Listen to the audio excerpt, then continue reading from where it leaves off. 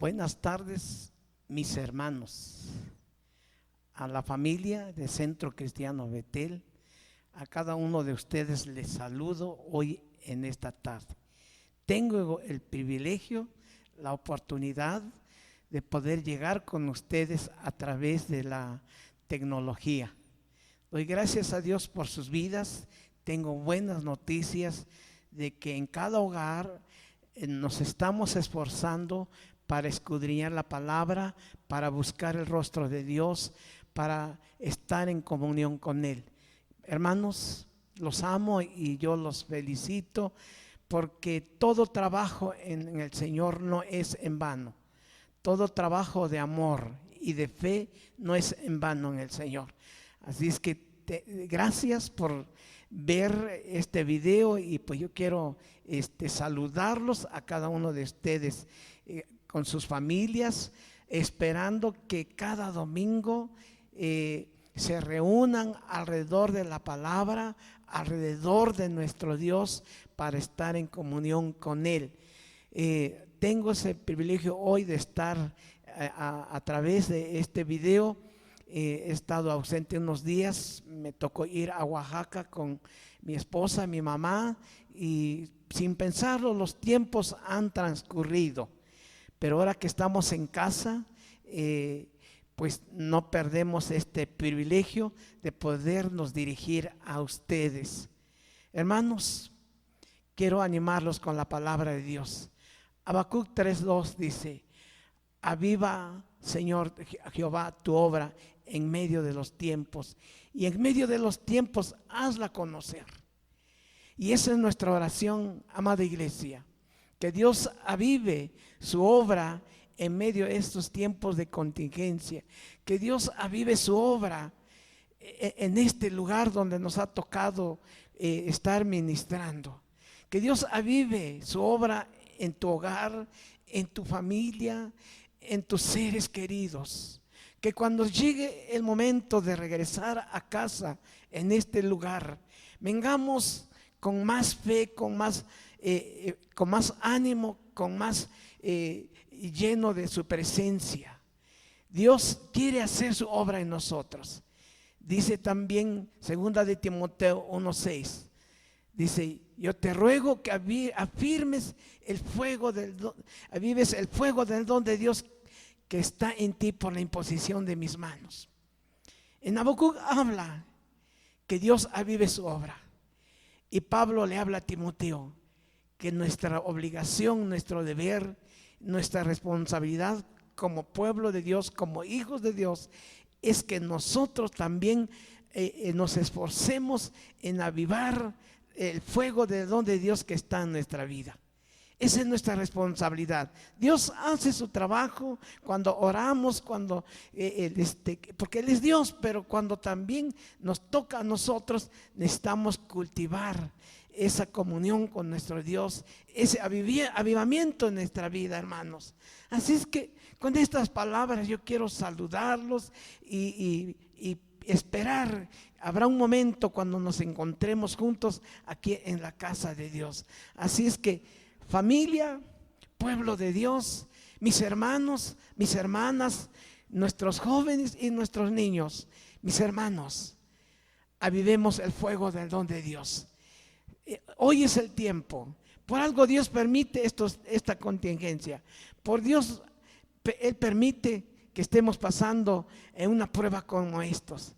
Pero es el tiempo que tú y yo demos ese paso de fe, que demos ese esfuerzo, que nos animemos unos a otros. Así es que, mis hermanos varones, tomen su lugar, ministren a la familia, ministren a sus seres queridos. Familia, reúnanse. Y ahorita que me acuerdo, ¿saben qué? Nuestra hora de culto aquí en la congregación es a las 11 de la mañana. Y para que no perdamos esa bonita costumbre, esa bonita práctica, yo les invito que pues lo sigamos practicando también a esa misma hora, para que estemos juntos en comunión en el Espíritu, para que cobre más fuerza la presencia de Dios en nuestras vidas cuando estemos en un mismo sentir, en una misma fe. Así es que, mis hermanos, yo les animo que se sigan reuniendo a las 11. Si es 5 minutos antes, mejor, y si es un poquito 5 minutos después, pero procuremos guardar esa disciplina de ser a las 11, para cuando regresemos aquí pues no nos cueste trabajo. Así es que, mis hermanos, los animo, procuren que los niños, sus jóvenes, procuren que la familia estén todos juntos a la hora, para que esa práctica, esa disciplina no se pierda, mis hermanos. Los saludo a todos y quiero decirles también que pues vamos a esperar, nuestras autoridades se rigen por semáforos rojo, naranja, amarillo y verde.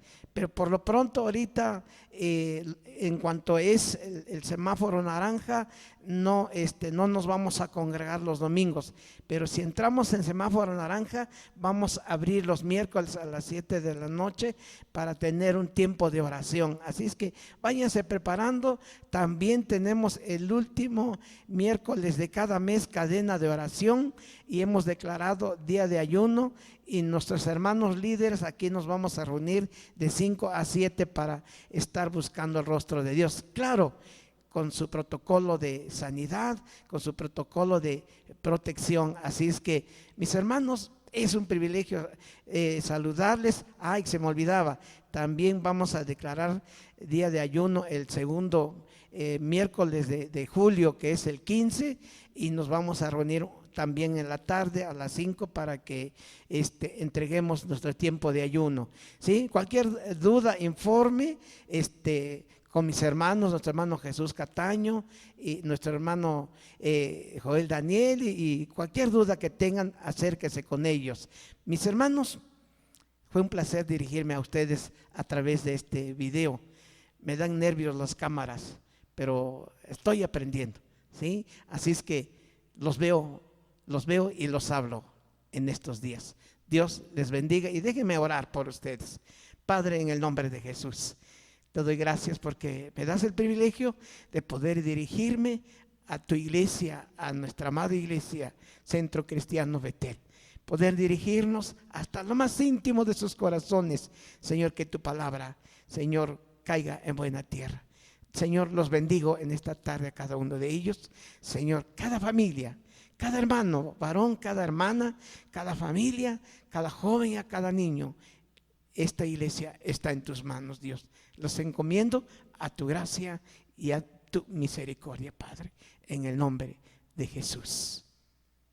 Y ahora quiero dejarles con nuestro hermano Jesús, que ya se ha vuelto más práctico en esto, y él nos trae la segunda parte de la enseñanza de Malaquías.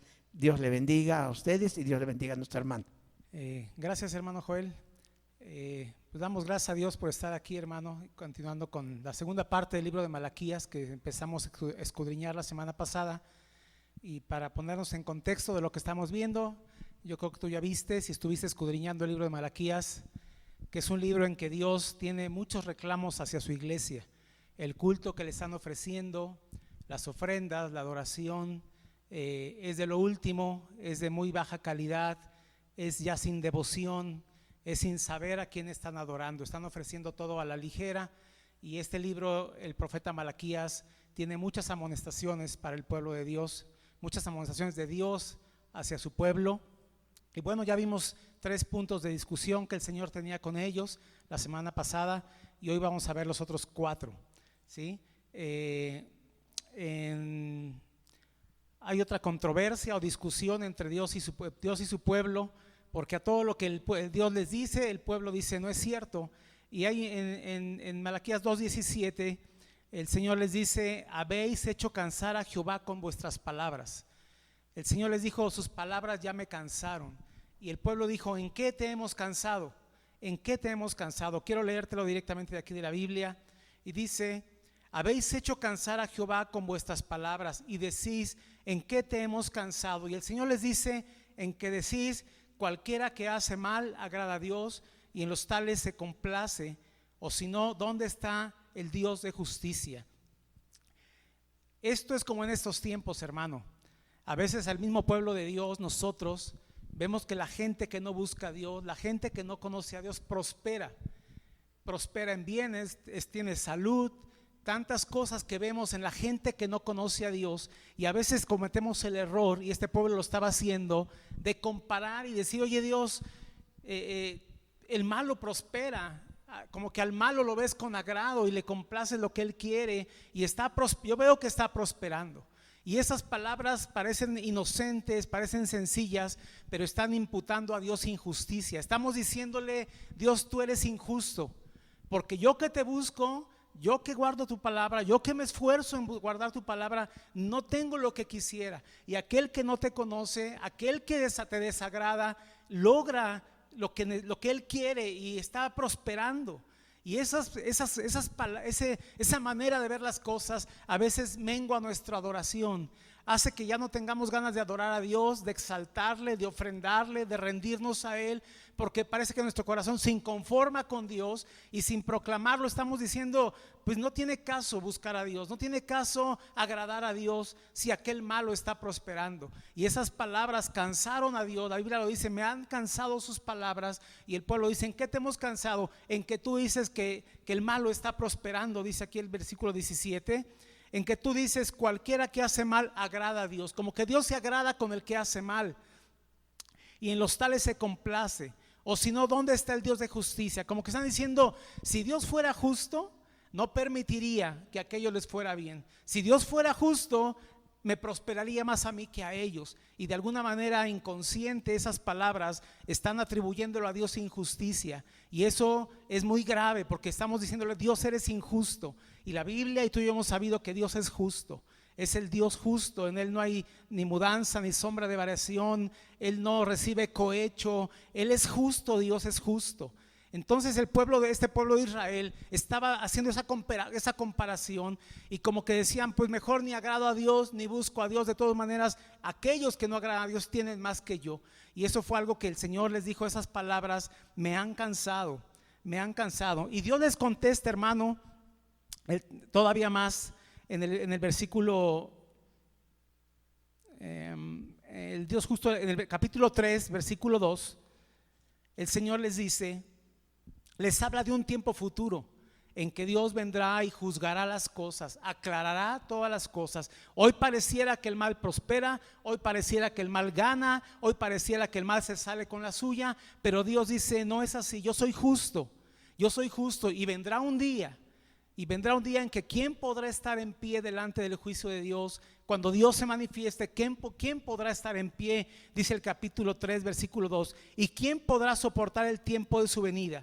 ¿O quién podrá estar en pie cuando Él se manifieste? Porque Él es como fuego purificador y como jabón de lavadores, y se sentará para afinar y limpiar la plata, porque limpiará a los hijos de Leví, eran los sacerdotes, los afinará como a oro y como a plata, y traerán a Jehová ofrenda en justicia. Dios dice: es verdad, hay pecado allá en el mundo, pero también en mi casa hay pecado. El pueblo de Dios, los sacerdotes, había fallas en todos ellos, pero dice Dios que Él un día nos santificaría. El juicio comienza por la casa, y Él un día nos santificaría. Pero también habla acerca de un día futuro en que los que hacen mal abiertamente estarán delante de Dios. Dice: y vendré a vosotros para juicio, y seré pronto testigo contra los hechiceros y adúlteros, contra los que juran mentira y los que defraudan en su salario al jornalero, a la viuda y al huérfano, y los que hacen injusticia al extranjero, no teniendo temor de mí, dice Jehová de los ejércitos. O sea, Dios les contesta y les dice: yo no soy injusto, yo soy un Dios justo. Vendrá un día en que yo juzgaré todas las cosas, Él aclarará todas las cosas. Y vendrá un día, dice aquí, en que el hechicero, el adúltero, el que hace mal, el que engaña, el que defrauda, el que miente, estará delante de Dios. ¿Y quién podrá estar en pie? Dice Dios. Yo te invito en este punto de controversia, que es el número 4,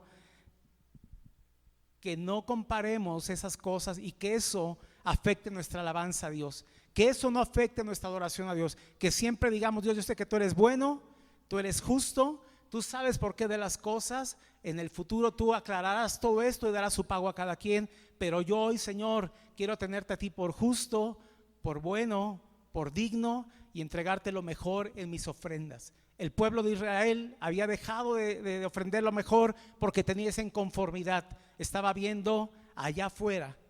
Yo quiero invitarte a que tú leas el Salmo 73 completo y te va a dar un panorama mucho más amplio. Asaf, un hombre de Dios, veía cómo el malo prosperaba, su corazón se enfermó. Lee todo el Salmo 73 y te aclarará tantas cosas de este punto. Pero yo te invito, para cerrar con este punto número 4 de las controversias, que honremos a Dios, que no miremos si aquel prospera, si no prospera, que estemos contentos con nuestro Dios, agradecidos con Él, y no le imputemos la injusticia. Él es un Dios justo, Él es el Dios de los cielos y en Él no hay ninguna injusticia.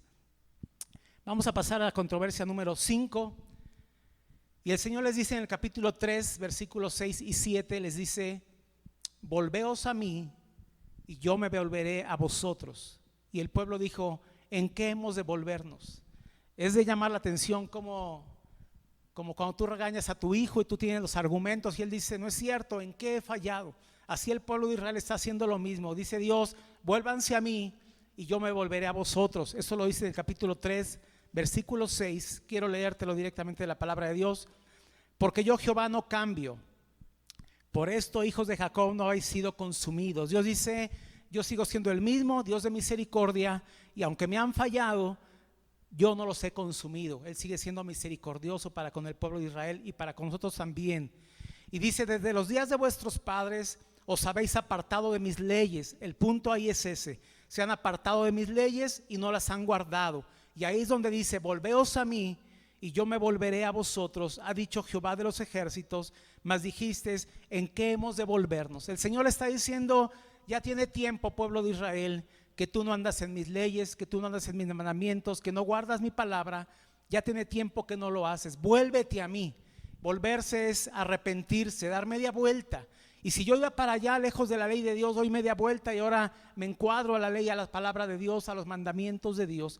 Es muy corto este versículo, esa controversia número 5, pero el Señor les está llamando a guardar su palabra, a regresar a su palabra.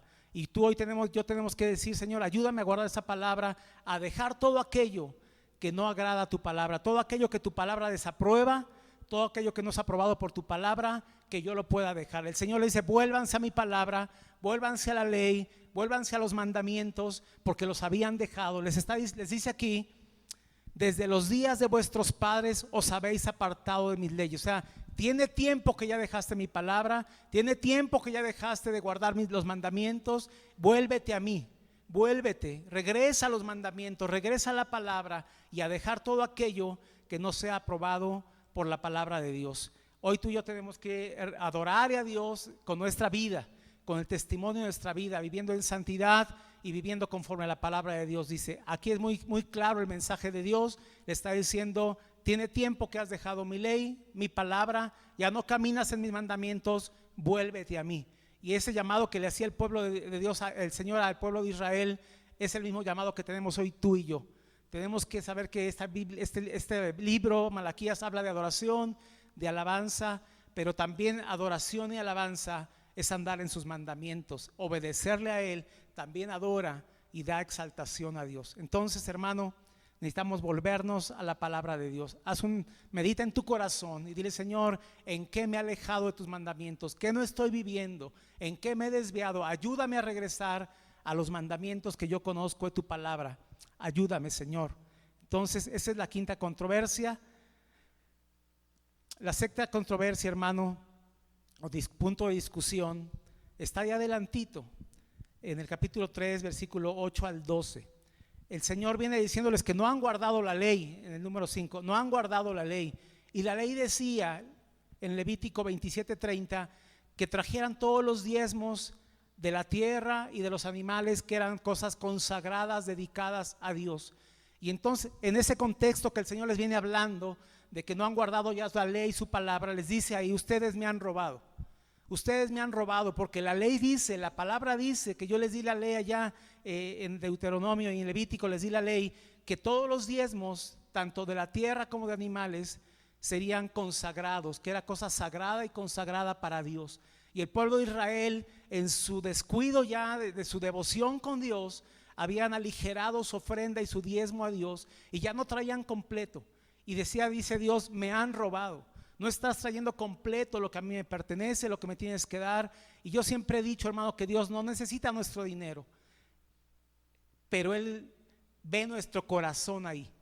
Él ahí ve nuestro corazón. Cuando a mí ya me cuesta trabajo ofrendar a Dios, dar mi diezmo a Dios, es que mi corazón ya no es el mismo para con Él. Mi corazón ya no está con Él al 100%, ya yo escatimo, ya retengo, ya me duele, ya lo pienso. Y eso estaba pasando con este pueblo de Israel. Ya no traían completa su ofrenda a Dios. Y como te repito, Dios no necesita mi dinero, pero es una manera en que Dios ve mi corazón.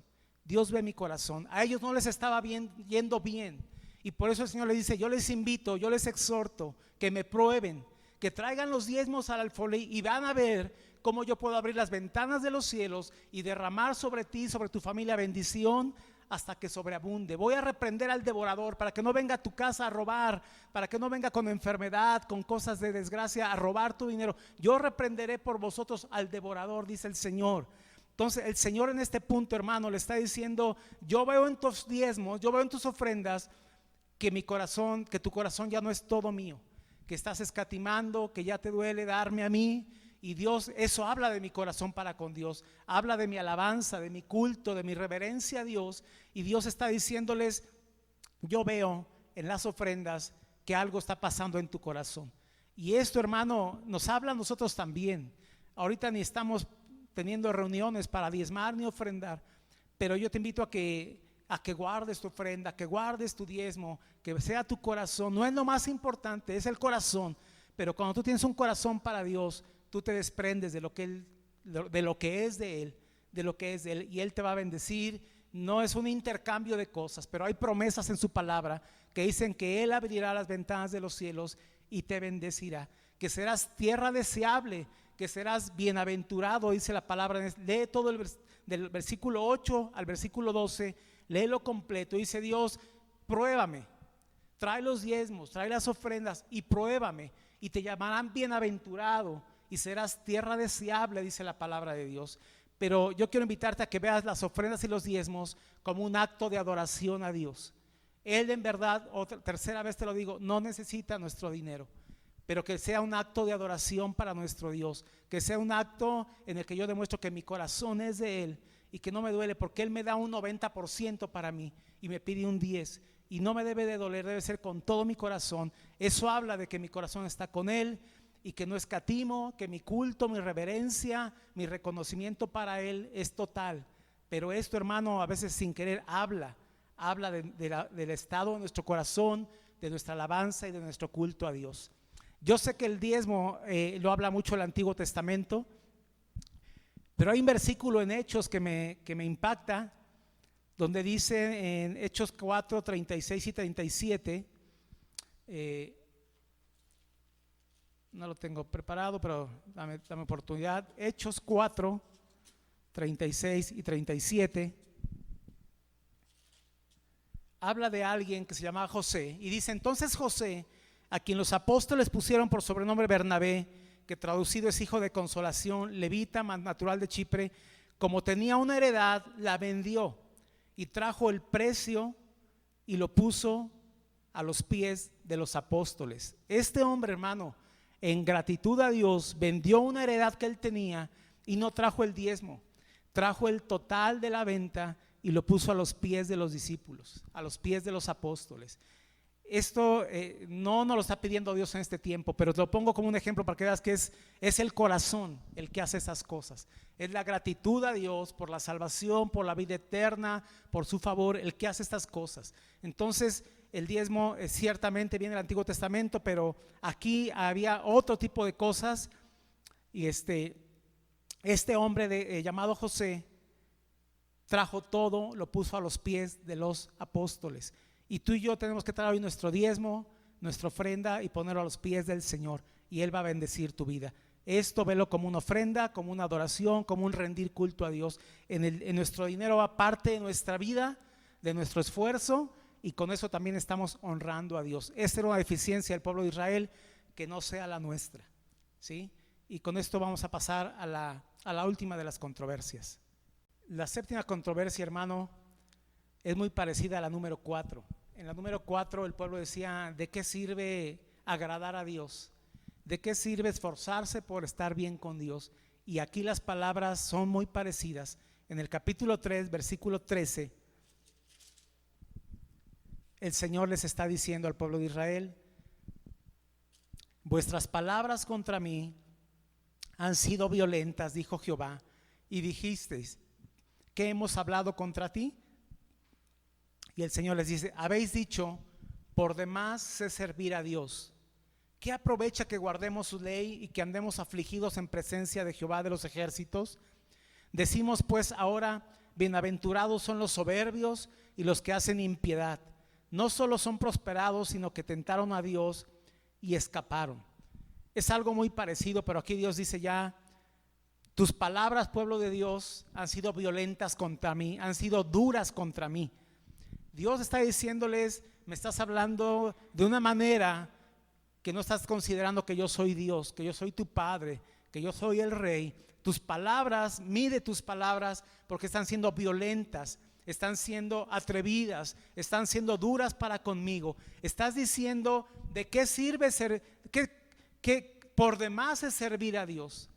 ¿Qué beneficio tiene en servir a Dios? Esas palabras eran duras, y la está diciendo el pueblo de Dios al Dios de los cielos, y le está diciendo: por demás es servir a Dios. ¿Para qué servir a Dios? ¿Qué aprovecha que guardemos su ley y que andemos afligidos en presencia de Jehová de los ejércitos? El pueblo de Israel, y esto habla de sacerdotes, porque está diciendo: ¿para qué servir a Dios? ¿Para qué darle tiempo a Dios? ¿Para qué guardar su ley, sus mandamientos? ¿Qué aprovecha que sirvamos a Dios?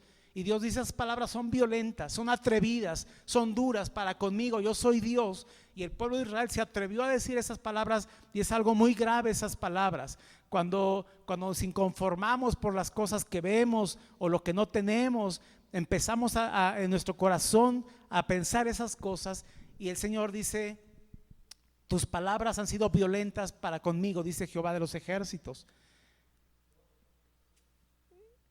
Yo quiero que tú sepas, hermano, y lo sabes porque la palabra de Dios lo dice, que Dios no se queda con nada, que Dios no es injusto, que todo lo que hacemos por Él y para Él tiene una recompensa. Puede ser aquí o puede ser cuando Él venga, o un galardón que Él nos pueda dar. Pero vale la pena servir a Dios, vale la pena ser agradable delante de Dios, vale la pena esforzarse por andar en sus caminos, por andar en su palabra, por andar agradando a Él, vale la pena. Y ellos también decían: bienaventurados son los soberbios. O sea, ellos decían: los soberbios, los altivos son bienaventurados, les está yendo bien. Y entonces yo sirviendo a Dios y no me va tan bien como a ellos, es lo que estaban diciendo el pueblo de Dios. Bienaventurados son los soberbios y los que hacen impiedad. No solo son prosperados, sino que tentaron a Dios y escaparon. O sea, el malo, el que hace iniquidad, logra con creces lo que busca, como dice el salmista en Salmo 73, logra lo que quiere, se mofa de Dios, de la palabra, hace tantas cosas, es prosperado. Y este pueblo de Dios decía: y tentaron a Dios y escaparon. O sea, Dios no les hace nada, Dios no les corta, Dios no los disciplina, son soberbios, hacen iniquidad, hacen lo malo, y Dios se los permite. Y estas palabras eran violentas, estas palabras eran atrevidas para con Dios. Pero fíjate lo que dice el Señor en el versículo 16. Entonces los que temían a Jehová hablaron cada uno a su compañero, y Jehová escuchó y oyó, y fue escrito libro de memoria delante de él para los que temen a Jehová y para los que piensan en su nombre. Todo lo que tú haces para Dios, un servicio para Dios, hay un libro de memorias. Dios lo tiene anotado. Dice aquí: Jehová escuchó y oyó, y fue escrito libro de memoria delante de él. Lo que tú haces para Dios, el tiempo que le das, el servicio que le das, el esfuerzo por andar en su palabra, por agradarle a Él, todo eso Hay un libro de memorias, dice la palabra de Dios, que Dios está escrito todo eso. No esperes la recompensa de los hombres, no esperes que aquí sea la recompensa. A veces hay libro de memorias, dice el versículo 16. Se escribió libro de memoria delante de Él para los que le temen y para los que piensan en su nombre.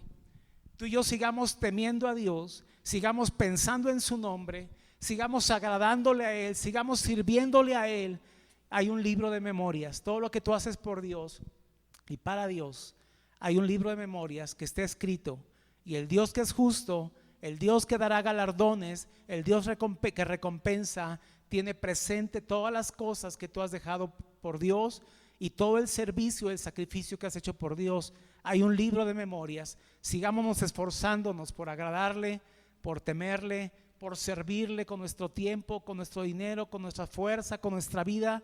Nada es en vano. Hay un libro de memorias y todo lo que tú haces, Dios lo tiene presente.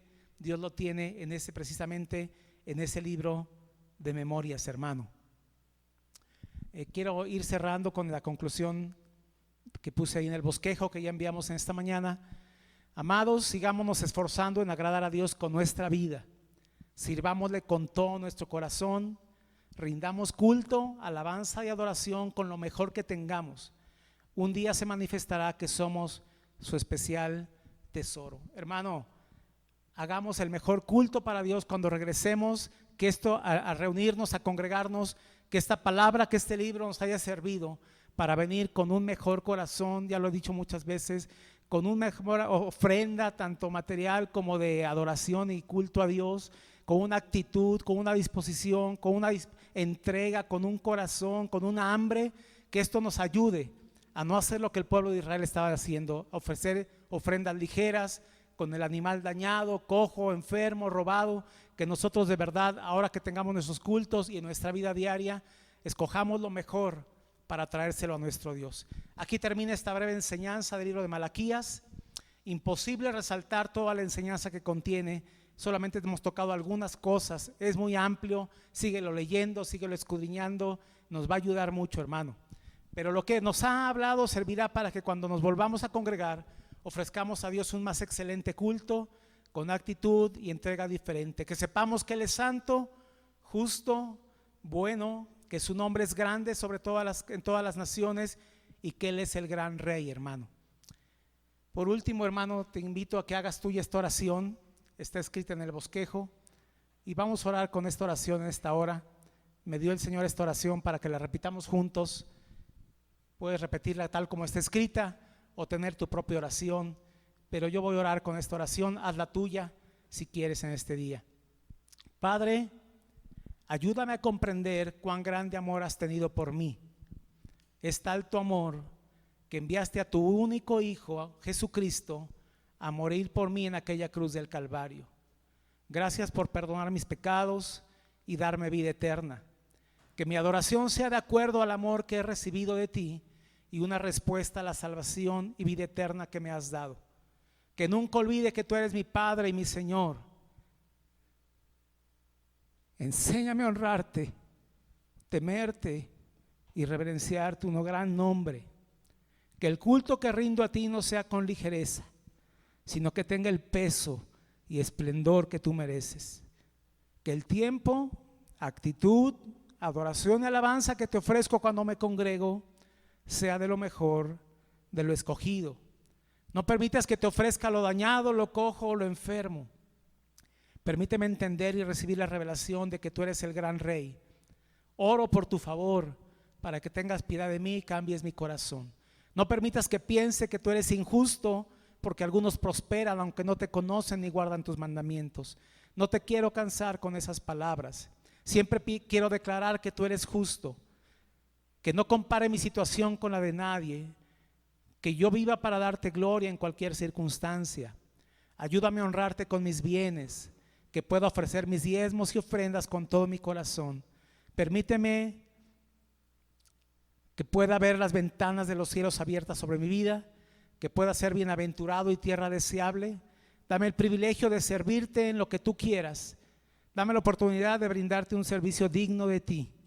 Que entienda que la recompensa a mi servicio no la recibiré aquí, sino que tú un día galardonarás a los que trabajaron para ti. Te pido me ayudes a rendirte el mejor culto, ofrendas, alabanza y adoración. Gracias por el privilegio de aprender de lo escrito por el profeta Malaquías. En el nombre precioso de Jesús. Amén. Hoy terminamos este libro de Malaquías, hermano, brevemente. Hay mucho más que aprender, síguelo leyendo. Ora de acuerdo a esta oración. Es una oración que abarca todos los 7 puntos de controversia que vimos.